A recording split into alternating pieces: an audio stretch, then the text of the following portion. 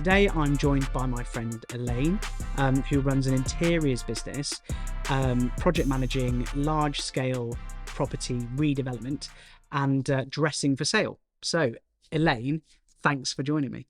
It's my pleasure. Thank you for inviting me, Chris. Talk to me a bit about Lemon and Lime and how it came into being. So Lemon and Lime came into being as a standalone business in 2015. Prior to that, I had been doing Lemon and Lime stuff effectively under my investment business. I was married to a developer for 20 years. Mostly he was developing commercial property, building warehousing, that kind of thing. And when we split up and then divorced, I ended up with some residential property and a few commercial units, 4 small children, and it was 2008, 2009. So, of course, at that point, I didn't really know anything about property because I'd been busy kind of bringing up the kids. But what we had done while we were together was to completely redevelop what had been a 15th century cottage that had been added on to for a lot of years. And so I learned an awful lot about building, about managing builders, and crucially about drains. And how to get water into a house and out of a house, which always seems to me the first important thing. Sure. And so when I found myself on my own with the kids, had to make a living, had this chunk of property, I started doing effectively what we would now call dressing or staging my rentals to get the best tenants, and the best prices, prices, all that kind of thing. A couple of friends came to me, said, could I help them with sales that they were doing? And then as time went on, more and more agents started coming to me saying, could you please just tell my seller that I can't sell their house looking like that? Could you just come and help me? Come and have coffee and see what you think. And then you can talk to me and then I can talk to them. And this kind of went on until I thought, blimey, I ought to start earning some money out of this. Yeah. Which was then when Lemon and Lime was set up. I've got a really good network. I've got a good network of estate agents. I've got my architect acted as a mentor for me for a while. He knew my kind of drains obsession and really helped me. And it's enabled the business then not just to do staging in the way that other stagers do it in the UK. Critically, what it's allowed us to do is to pitch at much bigger properties, much higher end properties, in need of significantly more help than the average kind of staging project would be for many other people. So you've been operating now since 2015. Is that how you would describe it? Yeah. Where do you find your business now in terms of scale? Talk to me about your team. We've now grown to a team of 12 employed people. Yeah. And we have a big team of contractors that will both do the building projects, so the renovation things that we need to do, the painting, the decorating, but they're the contractors that I've worked with for a long time, so they're absolutely reliable. The majority of their business comes through us, so if I call them, then they just need to know, do you want me to do it this week or next week, which is massive in the business that we're in, particularly with tradespeople now, because they're under so much pressure because there's not as many skilled tradespeople as there once were. So you've now got this business that I think is quite exciting because I like houses, as you know. You dress spaces after project managing large things, and I've been fortunate to go out to a couple of the ones that you've done. Where do you procure stuff? I'm guessing all over. And what sort of scale of properties can you dress? We can dress anything. So our average project is about 4,000 square foot. You've seen some of the larger, bigger version, and so 10,000, 12,000 square foot is fine in our world. That it's not unusual in our world. We do much smaller properties. Sometimes we do tiny things. We aim to specialize in country properties. We Period. don't, Yeah. period, country homes. Every single property that we do, we will make sure that we're doing a bespoke inventory for. We don't do packages.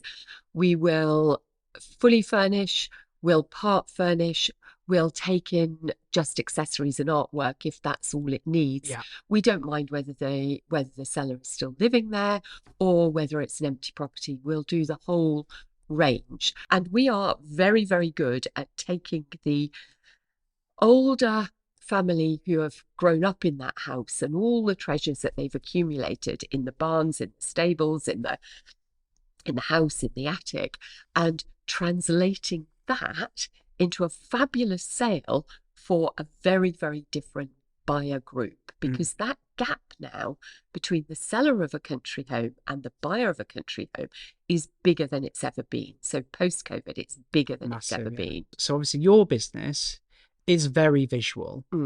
How have you seen the use of video content across the board in your industry and your business change, and how are people doing it well? When we started out, video was not really common, I think, in the time, even though we're in a very visual industry. I don't think video was especially common. We were struggling enough at that point in 2015 to get good photography.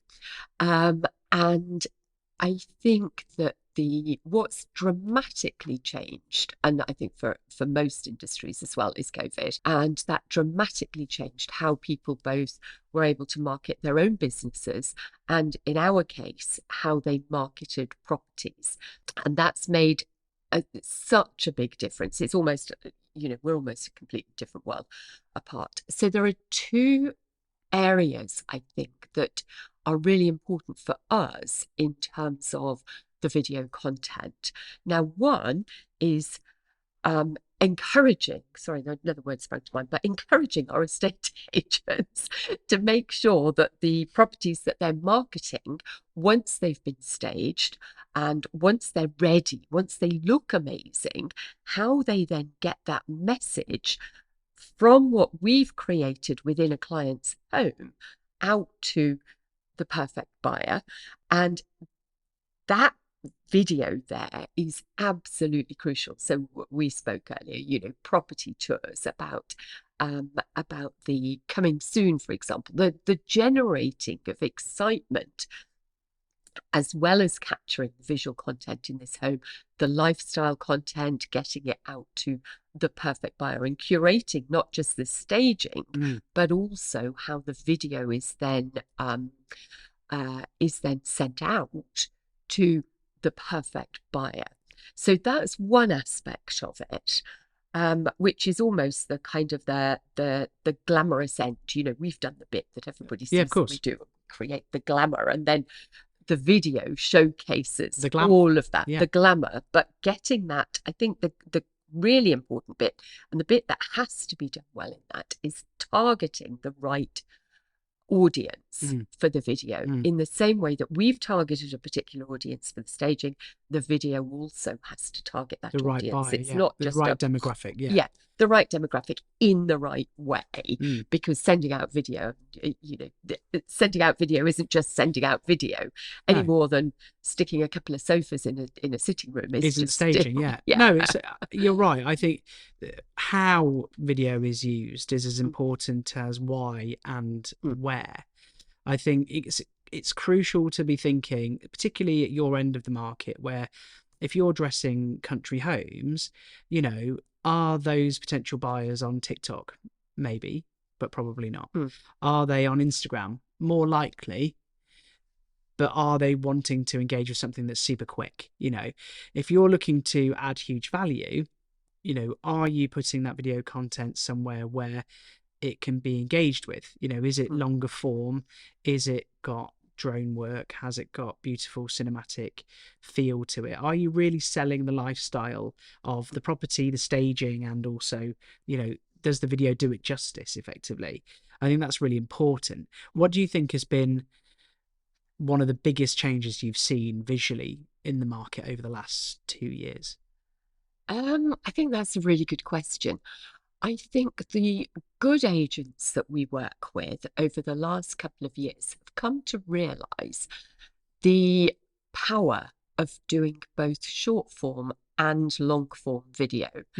Um, and the coming soon. So, for example, standing outside a property that isn't yet, we might still be in the process of staging it, it might still be having some decorating done, but you're maybe a week or 2 weeks away from a launch to Rightmove.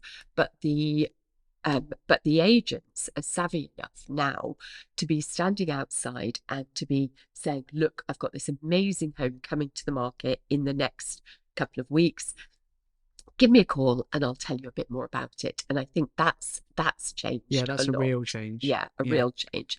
And also then the longer form video tours, because of course during COVID, where people couldn't just go, it was the only thing. It was the only thing. And as you've rightly said previously, people might quite well be moving a significant distance. They don't want to drive any longer. They don't expect to drive any longer 200 miles to do a first viewing on a property, and they get there and they realize that actually it's not suitable, it's not fit for what they need.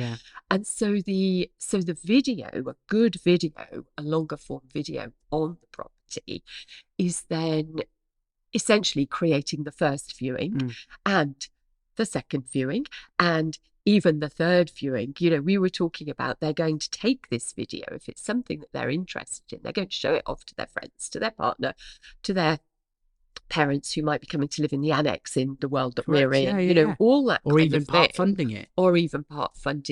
And all of that is really the video is absolutely vital before they even get there. What we've made some video together, and now that you're in your mid-30s, again, this sort of marketing for your business wasn't commonplace 10 years ago. What have been your feelings, your personal feelings around getting in front of the camera?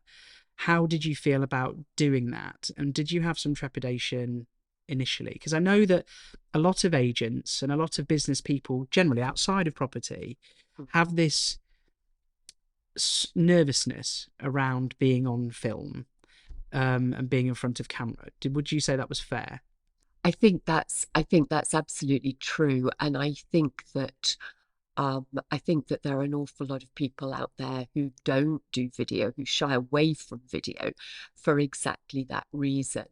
For me, because I'm in my mid-30s, several times over now, I don't really care. People think what they think. That's fine. And I think that's the best attitude I really don't mind. And somebody said to me recently that actually when we see ourselves on video or hear ourselves, the problem is that we don't generally, when we see ourselves in the mirror, and of course in the mirror it's all kind of the wrong way around anyway. So when we see ourselves on video or talking on video, we suddenly see all the mannerisms that we have and how we really look and how we really sound, and we go, oh, I don't like that, I'm not going to go on video again. But actually everybody that's seeing that video has seen you like that for the last 30 years. So they kind of know that. And so as long as the only thing I do wish that you had, Chris, is a makeup artist, because I would love to have somebody do that for me before I go. If we can keep growing, I'll employ one. Fabulous. So I'm looking forward to that. One day I'll employ one. But I think I mean, because we're not that scale yet. But maybe one day. But maybe one day. I think that I know the first time I ever heard myself, somebody, when you could record yourself with a something plugged into your video, your cassette recorder, I think, and you could play your voice back. I think that was just the worst. That was absolutely the worst, because I sound much posher than I hear in my head. In my head, I still hear Norfolk accent, Sure. but largely that's kind of, It's gone. it's largely gone.